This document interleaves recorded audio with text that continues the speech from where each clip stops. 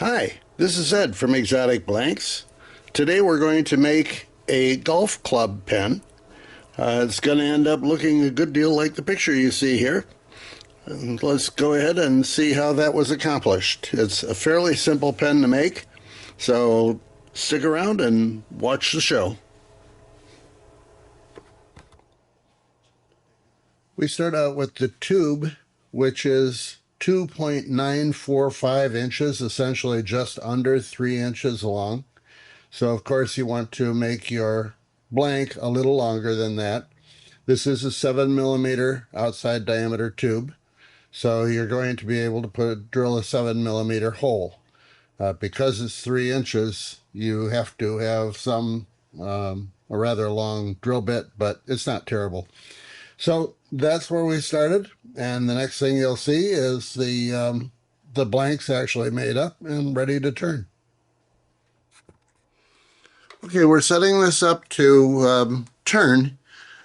The bushings that you need for this are the bushings for the golf pen, and they are not the same size as any other bushings I had that were for the Slimline series of pens. So since I have bushings that are standard bushings, I've gone back to a standard mandrel of sorts. This is an adjustable mandrel. So what I've done is, of course, there's a rod going through here. Put it on there, put your two bushings on either end, and then you turn it to the size of the bushings, and it will be the right size for this pen. Now, I will go ahead and do that right away. Lock down the tailstock and turn it up to high speed and get a different tool.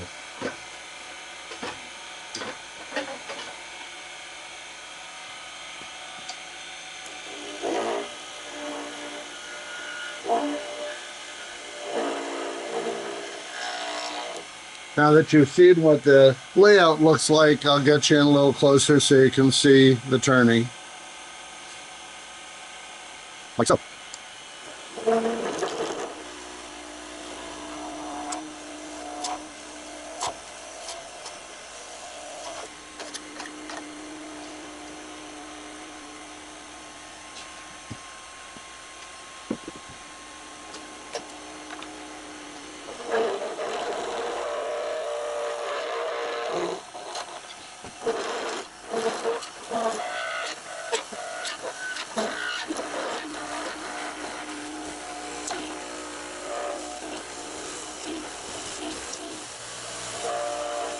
The material that I'm using here is called Kieranite, and it's from Europe. It's a really nice blank to turn. So when it looks like I'm not paying a lot of attention to the turning, it's just a great material, so I'm really not too worried about it. Move the tool rest in just a bit.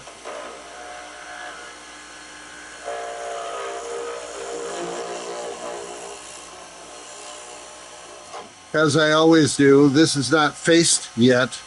So what we're going to do is stop the lathe and face the blank so that the two ends are square. I choose to do this later, usually because I'm doing it between centers. Because I didn't do this one between centers, I really could have faced it first, but we will do it now. This is the setup that I use to face a blank. This is, of course, a sanding pad that I've made myself. And this is the offset jig that we sell that basically allows you to use more of the sanding pad. All we do is turn that on at a relatively slow speed. I like to be about 700 RPM. It's close. Get this out of the way and then bring this up. Lock it in place so it stays perpendicular. You want to make sure not to take off brass if you can avoid it. So we want to look at it periodically and see what we're doing. There's still a little ways to go. I'm going to take a,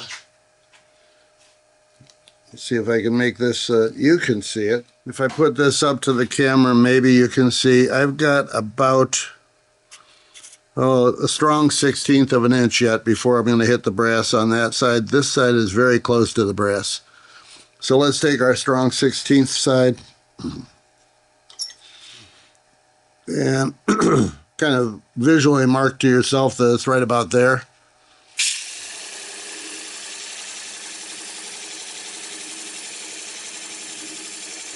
Again, you can usually hear or feel it. I think we're touching it now. Yeah, you can see I just started to touch it. It hasn't made a full revolution. So, yep, that's as far as we want to go on that side. And then on this side, we don't have much to take off. Again, lock it in place. And I can hear it hitting, I think.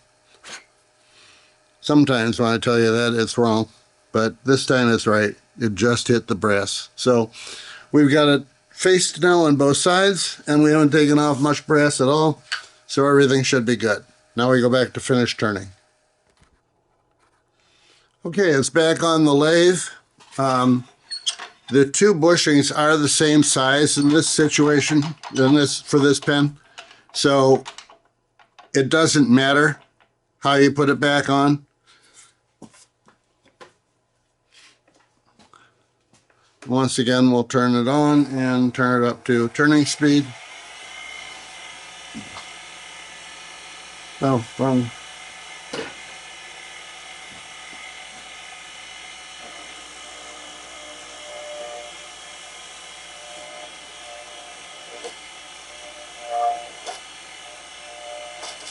Now these are supposed to be golf club handles. So I'm going to turn them relatively straight.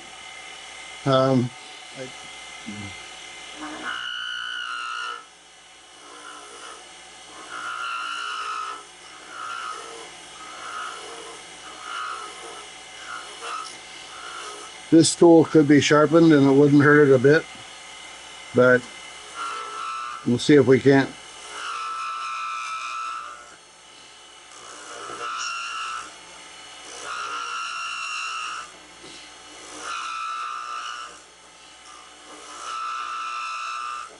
Now I did ahead of time measure the components and these bushings, and they are very, very close to the same. So we are going to turn this down to the bushing and then make it a straight.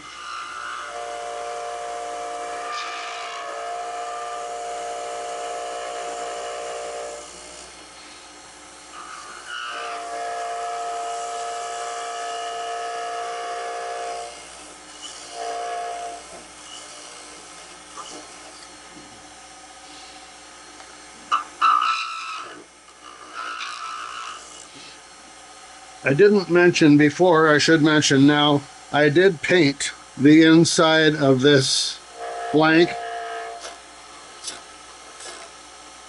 I don't have purple as a paint. I have acrylic paints, and they're the paints that you can get anywhere, but I buy them at Walmart. I don't have purple, but I have red and blue. So it's kind of this is my version of purple.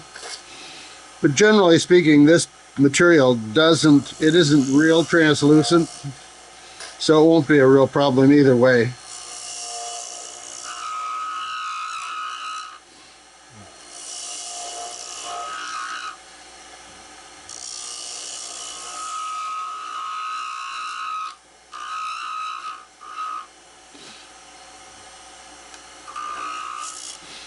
As I say, I could sharpen this and then it wouldn't make all those noises.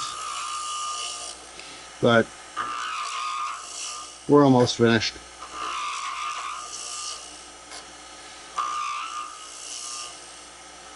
And just a little bit more off of here.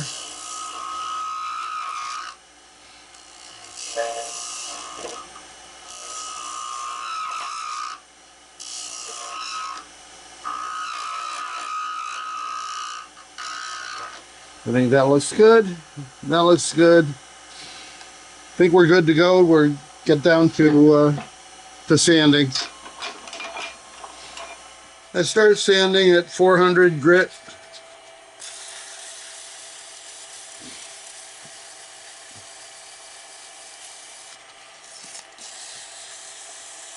When you're doing sanding on acrylics, particularly, you can watch the white pattern, the sawdust pattern, or whatever you want to call it, and watch that, and when it's even across the blank, you're ready to go to the next grit. Your first grit is always the most important. When you go to a 400 like this, you're trying to get out all the scratches.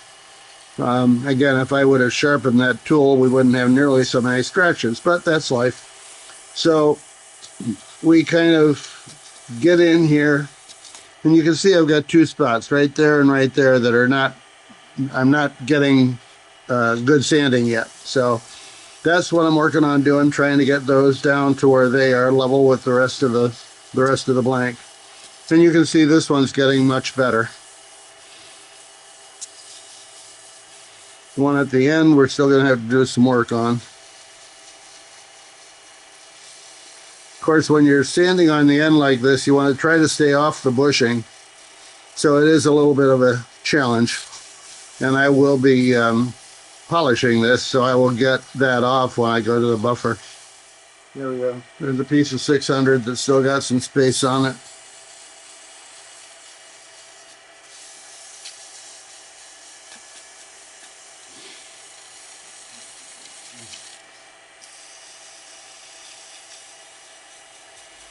And there it is. We're good to go here, I think.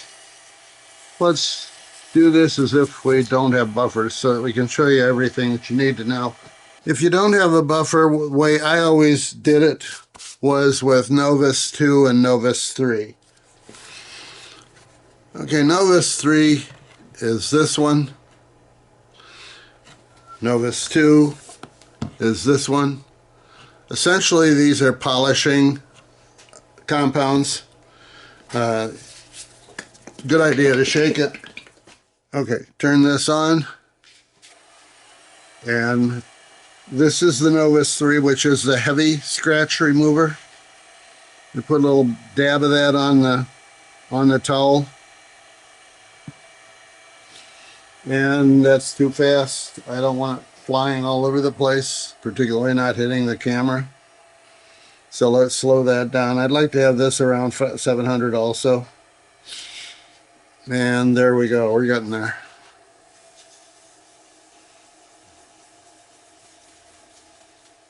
When you're doing the polishing like this, it isn't a problem if you hit the bushing. So knowing that I had an area down here that had some scratches, I can go over it with the Novus, and it should take out those scratches.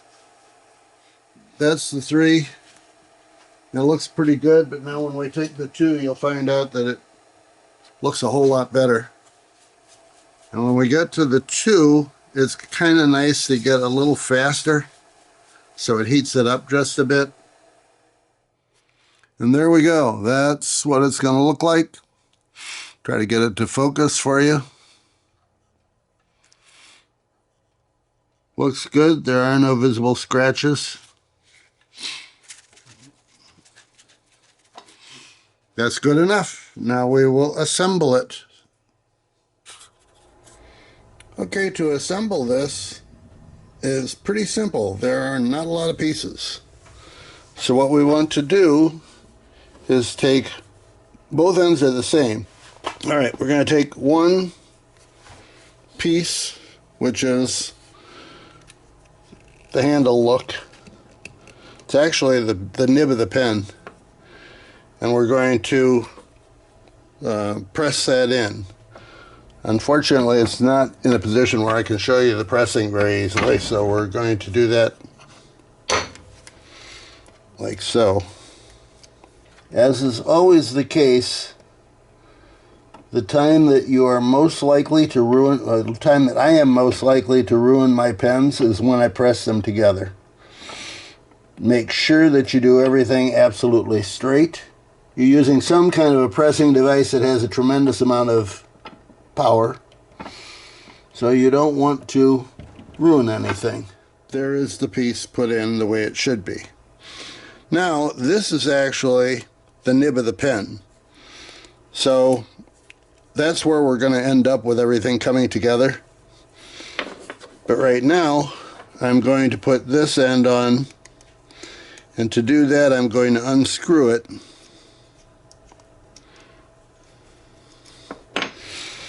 And put this in like that, and I'm going to use my arbor press to tighten that, to push that in again.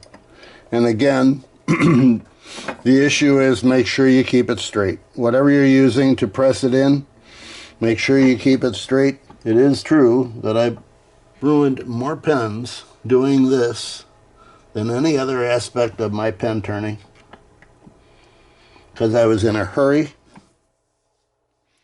Finally, to assemble the pen, we need to take off this nib, like so, and then insert the refill back end first, because of course this is the nib end. Make sure that you don't get caught on the spring, but then tighten it like so. And now you have a completed pen. This, of course, is the part that goes over the top of this. And there it is, looking very much like a golf club, just as it's supposed to. So that's the first one. I will be making 2 more of these. We have a set of them, but they're all made the same. Hopefully you'll have a good time making a set too.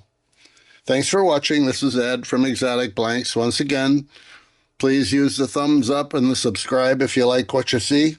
And we will continue to make videos, and you will continue to hear about them if you hit the subscribe and the notify the little bell. So we look forward to seeing you often, and I look forward to doing this often. Have a good afternoon. Bye now.